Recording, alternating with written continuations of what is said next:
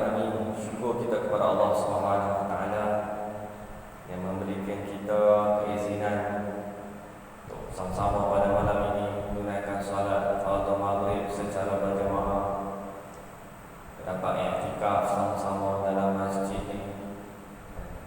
Siapa yang masih belum lagi niat iktikaf, kita berniat iktikaf.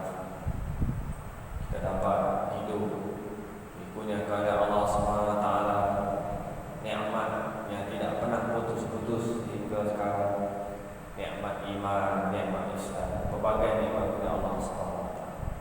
Lalu kita memanjatkan kesyukuran kita kepada Allah Subhanahu wa taala. Mudah-mudahan Allah Subhanahu wa taala akan menambah lagi nikmat, mengekalkan nikmat yang ada kepada kita insya-Allah. Syukur kepada Allah Subhanahu wa taala. Selawat dan salam kepada junjungan besar Nabi Muhammad sallallahu alaihi wasallam. Allahumma shalli ala sayyidina Muhammad wa ala ali Muhammad. Hadirin sahabat-sahabat yang dirahmati dan dikasihi Allah SWT sekalian. Kita berada dalam bulan Muharram dan berbetulan dengan tajuk yang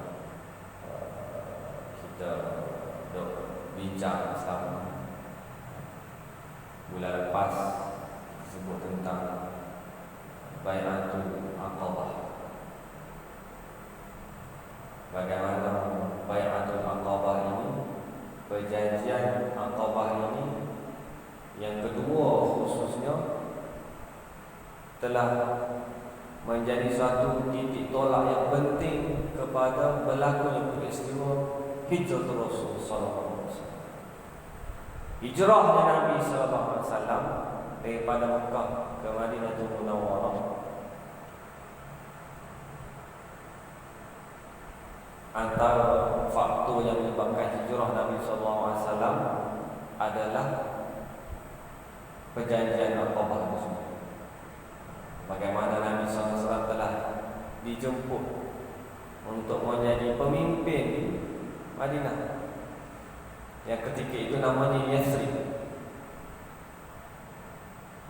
Setelah Nabi SAW berusaha untuk berdakwah selama 13 tahun di Mekah, kemudian kita tahu bahawa Nabi SAW telah diuji dengan ujian sangat berat, dengan kewafatan, dengan kematian orang yang dicintainya. Dua orang yang paling dicintai oleh Nabi SAW, iaitu isteri baginda Sayyidatina Khadijah radhiyallahu anha dan ayah saudara baginda Nabi SAW, Abu Talib, yang sentiasa melindungi perjuangan dakwah Nabi SAW. Dan Nabi SAW selepas itu diberikan tekanan yang sangat hebat, sehingga Nabi SAW menghantar sahabat-sahabat keluar untuk mencari tapak baru. Maka Allah SWT telah membuka Madinah. Dan kita tengok dalam bulan lepas saya sebut tentang perjanjian Aqabah ini. Dan insyaAllah pada malam ini kita tengok muka surat 221. Siapa yang masih ada kitab, kitab pun tak tahu mana. Muka surat 221, dia perenggan yang terakhir, beberapa muka surat yang terakhir memberikan kesimpulan kepada peristiwa Bai'atul Aqabah. Kita tengok, kita baca sikit. Kepimpinan menentukan peringkat yang munasabah dengan sesuatu tindakan. Ini tajuknya. Kepimpinan menentukan peringkat yang munasabah dengan sesuatu tindakan. Bai'ah yang kedua diadakan lebih menegaskan kesanggupan ke arah memberi segala pengorbanan, bukan sahaja sekadar berikrar dengan kalimah tauhid, tetapi untuk menegakkan kalimah itu di atas muka bumi serta di segenap penjuru. Walau apa sekalipun rintangan yang ditemui, di dalamnya terkandung dasar-dasar yang penting kepada pembinaan masyarakat dan menegakkan negara Islam. Walaupun tidak dinyatakan apakah program masa hadapannya, tetapi mereka yakin boleh menghadapi apa sahaja masalah yang datang secara praktikal. Itulah yang menjadi tabiat kepada agama ini ketika ia dibawa oleh generasi gemilang secara langsung oleh wahyu. Kalau kita beri muka surat yang sebelum, kita lihat bagaimana Nabi SAW sangat bersungguh-sungguh dalam melakukan dakwah. Ini yang sepatutnya menjadi contoh kepada kita.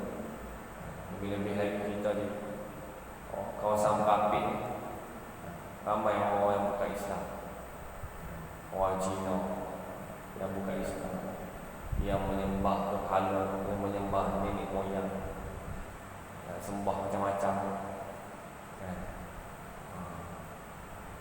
Jadi bagaimanakah peranan kita di sini untuk melaksanakan kerja dakwah, usaha dakwah seperti mana yang dilakukan oleh Nabi SAW.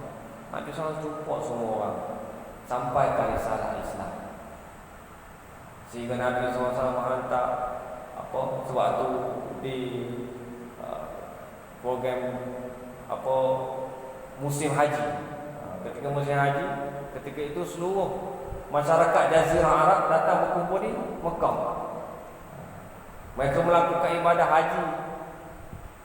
Cara mereka lah, sembah, tawaf dalam keadaan telanjang, bawa sembah berhala, melakukan haji cara masing-masing. Dan Nabi SAW menggunakan peluang itu untuk sampai ke Islam. Pergi daripada satu kemah, satu kemah, satu kemah. Suasana dia macam pada Arafah sekarang. Banyak-banyak kemah. Ni kemah Somalia, ni kemah Malaysia, ni kemah Indonesia, ni kemah. Nabi SAW pergi daripada kemah ke kemah, jumpa orang, sampai ke Islam. Jadi bila kita pergi ke Mekah menunaikan ibadah haji ini, kita ambil pengajaran. Pengajaran Nabi SAW di Mina, di tempat orang melakukan wukuf di Arafah. Nabi SAW bertemu dengan manusia untuk menyampaikan Islam. Maka kita pun, suasana kita sekarang dalam keadaan orang bukan Islam ada di sekeliling kita, dalam kita bermuamalah kepada mereka dalam bidang keduniaan. Kita duk pergi kedai depa repair motor, kita duk pergi kedai depa repair kereta dan sebagainya. Kita boleh bermuamalah secara dunia. Mengapakah tidak boleh kita sampaikan Islam kepada mereka?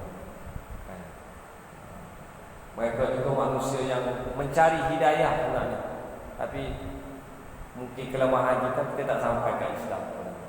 Nabi SAW kata, "Balli wa anni wala ayat." Sampaikan daripada aku walau sepotong ayat. Bukan nak suruh cerita banyak, bukan nak suruh cerita ceramah ataupun cerita benda yang kita tak tahu, tapi kita sampaikan apa yang kita tahu. Apa yang kita tahu tentang tauhidnya Allah SWT, keesaan Allah SWT, apa yang kita tahu tentang ayat-ayat Allah SWT. Sedikit sebanyak kita selit-selit lah dalam perbualan kita dengan kawan-kawan kita. Kita dulu pernah, mungkin dulu asal sini kita pernah sekolah sekali, kawan-kawan kita bukan Islam. Sekali-sekala kita mesej, dia tanya apa, tamu tak jumpa ni, asal Aliong, mana-mana kan kawan-kawan kita, tempat kerja kita, kilang tempat kita berniaga, kawan-kawan kita. Sedikit sebenarnya kita sedih kan? Inilah kesuruhan yang ditunjuk oleh Nabi SAW, sehingga akhirnya buat masa ni lah, akhirnya penduduk Yathrib mereka menerima ajaran agama Allah SWT, dan natijahnya lahirlah sebuah negara Islam, iaitu Madinatul Munawwarah, hasil daripada usaha dakwah. Kita nak melahirkan sebuah negara Islam, contohnya Indonesia, maka kita kena lahirkan orang-orang yang mendukung sebuah negara Islam, orang yang faham Islam. Atau kita yang duduk main masjid, duduk main ngaji, inilah yang orang yang sebenarnya menjadi ejen, yang menjadi pencetus kepada sebuah negara yang diimpikan oleh kita, iaitu sebuah negara Islam.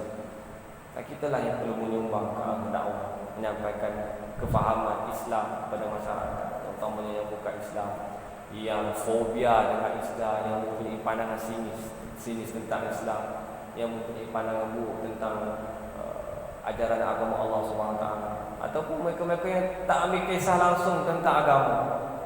Itu lagi ramai kan?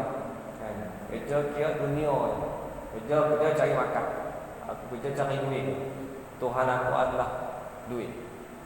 Ini yang kebanyakan manusia yang ada sekarang.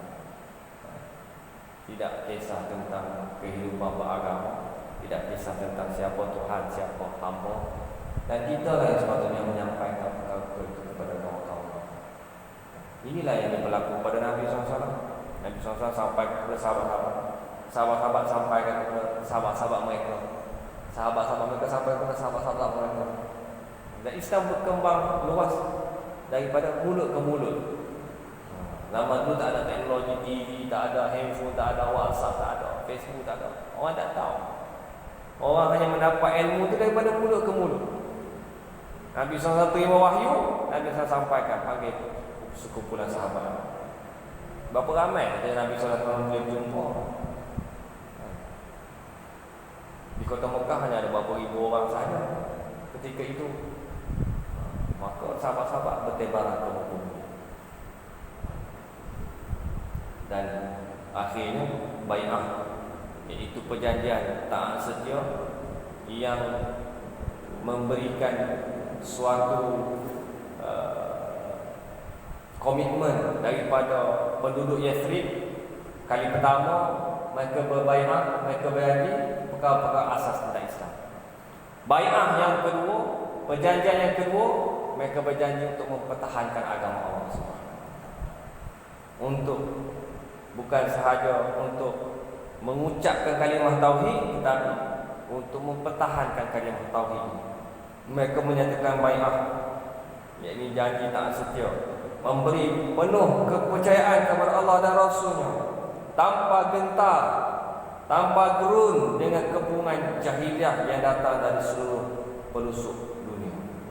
Mereka tahu sekiranya penduduk Yathrib ni, mereka tahu sekiranya mereka terima ini kalimah tauhid la ilaha illallah Muhammadur Rasulullah, mereka akan menerima nasib yang sama seperti yang ditimpa oleh Nabi sallallahu alaihi wasallam. Akan disiksa, akan dihina, akan ditangkap, hatta ada yang akan dibunuh.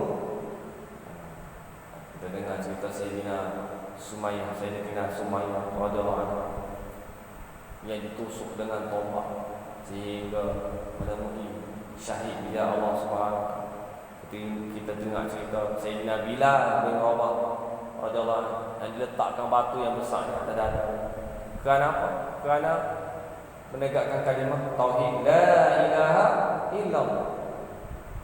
Dan penduduk-penduduk Yathrib yang datang, Aus dan Khazraj yang datang buat bai'ah, mereka sanggup menerima risiko itu daripada seluruh penduduk Jazirah. Sebaik sahaja diangkatkan bai'ah, mereka membuktikan kesanggupan untuk menghadapi sebarang kemungkinan. Bagaimanapun Rasulullah sallallahu alaihi wasallam telah meletakkan garis panduan bahawa bai'ah yang diadakan itu bukannya berkumandan dengan semangat sementara waktu, tetapi mestilah bergerak bersama-sama dengan kepimpinannya dan bersedia untuk bersama-sama dengan kepimpinannya menurut penentuannya dengan penuh kebijaksanaan serta tetap di atas garis-garis yang mustaqim. Bai'ah diadakan dengan penuh rahsia. Orang-orang Quraisy menghantar pengintik-pengintik untuk memesan gerak langkah Rasulullah SAW dan hubungan dengan kabilah-kabilah. Nabi SAW memang the most wanted person, yang paling dikehendaki oleh pemimpin Quraisy.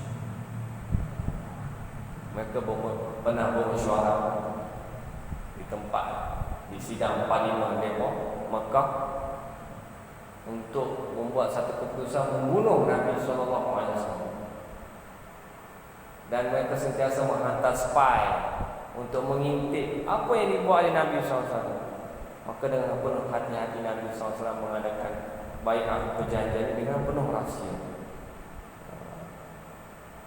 Dan mereka juga mengerti akan betapa perlunya bai'ah ini kepada Islam dan menjadi cabaran besar kepada mereka.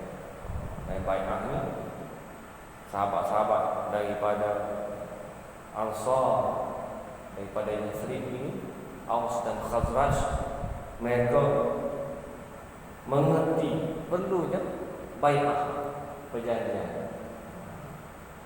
Di perjanjian ini merupakan benda yang sangat penting. Janji taat setia. Oleh itu Rasulullah SAW mengatur pertemuan di waktu malam dan di tempat terpencil. Manakala orang Yathrib pula berhati-hati dalam tindakan mereka agar tidak diketahui juga oleh orang musyrikin yang datang bersama mereka. Untuk masuk bai'ah tersebut telah dibuat pemilihan 12 orang naqi. Pemilihan itu bertujuan untuk melicinkan perjalanan dan tindakan selanjutnya, dan supaya semua tindakan itu tidak diketahui oleh semua anggota, tapi cukup bagi diketahui dan disalurkan melalui pimpinannya dilantik. Sebenarnya ramai yang berhasrat membantu perjuangan Nabi SAW, golongan Aus dan Khazraj. Maka mereka memilih 12 orang pemimpin wakil untuk bertemu dengan Nabi SAW dan menyatakan taat setia kepada Nabi SAW. Apabila terdengarnya berlaku berlakunya suatu bai'ah di antara Rasulullah SAW dan para sahabat dari Yathrib, rombongan pemimpin Quraisy serta merta menemui rombongan Haji Yathrib. Mereka dapat tahu apa yang berlaku. Mereka dapat bau dan mengetahui bahawa perjanjian ini telah dimeterai. Maka pemimpin-pemimpin Quraisy menegaskan betapa bahayanya pertemuan dengan Muhammad kalau ia bersungguh-sungguh berlaku. Mereka berkata, "Wahai kaum Khazraj,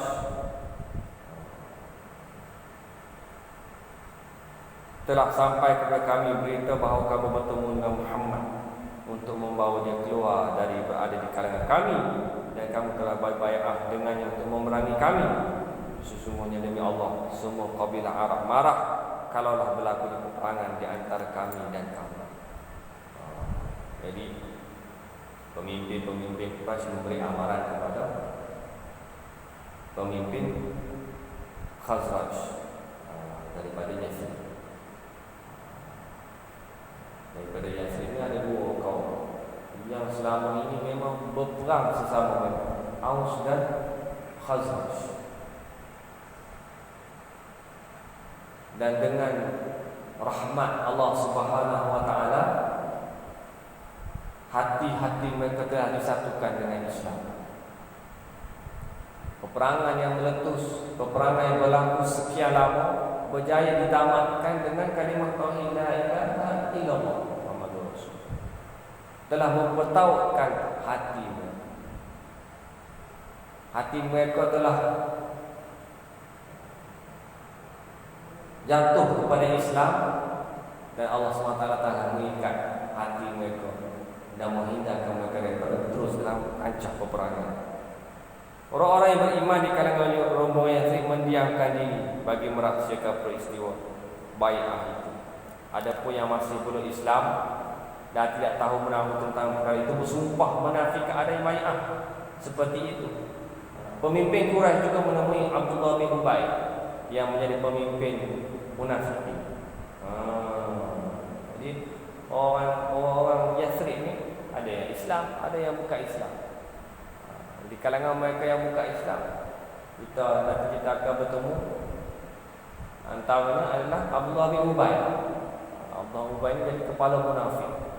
Dia pura-pura masuk Islam, tapi dalam hatinya tidak beriman dengan Allah Subhanahu wa taala. Dia semayang belakang Nabi, dia menampakkan sokongan dia kepada Nabi SAW, tapi pada hakikatnya dia adalah munafik yang berpura-pura di hadapan Nabi SAW. Sahabat-sahabat pun tak tahu. Nabi SAW telah diceritakan, dibongkar oleh Allah SWT akan sifat kemunafikan Abdullah bin Ubay. Jadi Abdullah bin Ubay, pemimpin Quraisy, berjumpa dengan Abdullah bin Ubay. Dia juga termasuk di kalangan orang musyrikin Yathrib. Dia mengatakan perkara ini sangat besar, tidak bernasabah sedikit pun kaumku mengadakan kerja seperti itu. Aku tak tahu sedikit pun berlakunya perkara ini. Setelah mereka mendengar penjelasan daripada musyrik Yathrib, mereka pun berundur, tetapi dengan meragui penafian kawan-kawan mereka dari Yathrib yang bukan Islam. Mereka tak tahu bahawa ada di kalangan mereka yang Yathrib ini juga beriman dengan Nabi SAW. Jadi bila pemimpin Quraisy mai kepada mereka, mai kepada musyrikin Yathrib ni, mereka menafikan adanya pertemuan penduduk Yathrib dengan Nabi Muhammad sallallahu alaihi wasallam. Setelah rombongan Yathrib meninggalkan Mekah, habis musim haji, mereka meninggalkan Mekah, mereka mendapati bay'ah itu sungguh-sungguh berlaku. Lalu mereka bekerja untuk mendapatkan rombongan Yathrib yang pulang itu, tetapi gagal. Mereka hanya dapat mengejar Sa'ad bin Ubadah dan Al-Mudhir bin Amr. Kedua-duanya termasuk di kalangan Muqabah. Muqabah ini di kalangan pemimpinnya berbai'ah dengan Nabi SAW. Tapi Al-Mudhir dapat dipertahankan oleh pengikut-pengikutnya. Adapun Sa'ad bin Ubadah dapat ditangkap. Mereka membawanya ke Mekah. Tangannya diikat di tengkuk, rambut itu ditarik kerana kebetulan ia berambut lebat. Muncullah ada di kalangan pemimpin Mekah, iaitu Jubair bin Mat'am dan Al-Harith bin Harb, membebaskannya kerana Sa'ad pernah melindungi kafilah perdagangan yang melalui Yathrib. Ini kisah yang berlaku. Maka nak ceritanya bahawa bukan mudah nak masuk Islam satu hal, kemudian nak mempertahankan agama Allah Subhanahu Wa Taala satu hal yang lain. Ujian-ujian pula yang dihadapi oleh mereka. Apa yang berlaku menunjukkan bahawa mereka memahami, iaitu bai'ah yang berlaku ini akan memberi kekuatan baru kepada kebangkitan Islam. Anggapan tersebut memang benar, kerana orang-orang yang telah lama Islam di Mekah menganggap Madinah sebagai pengkalan baru yang mesti dibina dan diperkuat. Manakala orang-orang Madinah pula merasa betapa besarnya tanggungjawab yang diamanahkan kepada mereka demi menerima saudara-saudara Islam dari Mekah bersama-sama Rasulullah SAW sebagai kewajipan akidah yang mesti ditunaikan. Lihat bagaimana Islam itu telah menyatukan hati manusia-manusia yang dari sudut geografinya begitu jauh. Kalau zaman dulu nak travel daripada Mekah ke Madinah 8 hari 8 malam. Kita lah ni naik bas berapa jam? 8 jam. Dia buat. Naik kapal terbang berapa minit? Madinah ke Mekah. Ada kapal terbang. Naik bas 8 minit, 8 jam daripada Madinah ke Mekah ke Madinah. Bukan dekat, berapa ratus kilometer. Tetapi Islam telah memberi satu kefahaman yang sama kepada mereka.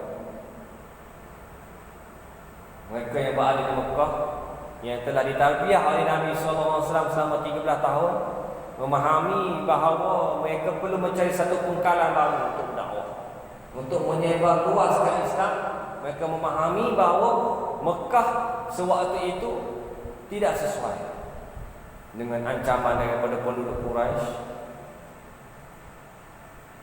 Pemimpin-pemimpin Quraisy yang sentiasa berfikir untuk menghancurkan Islam, menghancurkan Nabi Muhammad SAW,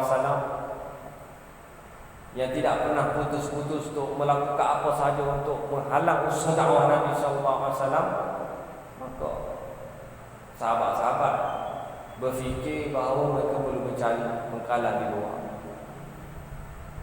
Dan penduduk-penduduk di Madinah merasakan perkara yang sama dan bersiap sedia untuk menjadikan negara mereka, menjadikan negeri mereka sebagai pengkalan untuk menyebarluaskan agama Allah SWT. Maka mereka bersiap sedia. Mereka bersiap sedia dari sudut akidahnya, siap sedia dari sudut sanggup untuk mempertahankan Nabi SAW walau apa jua yang akan berlaku. Dan memang telah berlaku.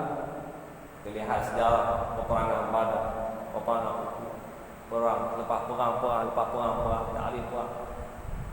Inilah harga yang perlu dibayar oleh mereka untuk mempertahankan agama Allah SWT. Maka kita sebagai umat akhir zaman, apabila kita belajar menelusuri sirah Nabi SAW, inilah sunnah yang akan dilalui, susah payah yang akan dilalui, jalan yang perlu kita lalui, apa yang kita perlu buat untuk menegakkan agama Allah SWT. Dalam keadaan kita sebagai individu, kita boleh sama-sama buat kita dakwah. Bila lagi kita nak buat dakwah? Tunggu mati ya kira. Masih kita tengah hidup ni. Cuba fikir balik malam ni kita fikir siapa nak takdir kawan-kawan kita yang kita pernah kenal dulu, lama tak kontak, ataupun memang kita dah jumpa hari-hari, kawan-kawan satu pejabat kita yang masih lagi duduk dalam fahaman jahiliah, yang masih lagi beriman dengan patung-patung, beriman dengan berhala, beriman dengan duit, yang masih lagi tidak kenal siapa Tuhan. Kita usahakan dakwah kepada mereka. Tak mesti kita tunggu kita jadi alim dulu baru kita nak dakwah. Tak mesti kita tunggu kita jadi orang hafiz Quran dulu baru nak dakwah. Cukup sampaikan apa yang kita tahu.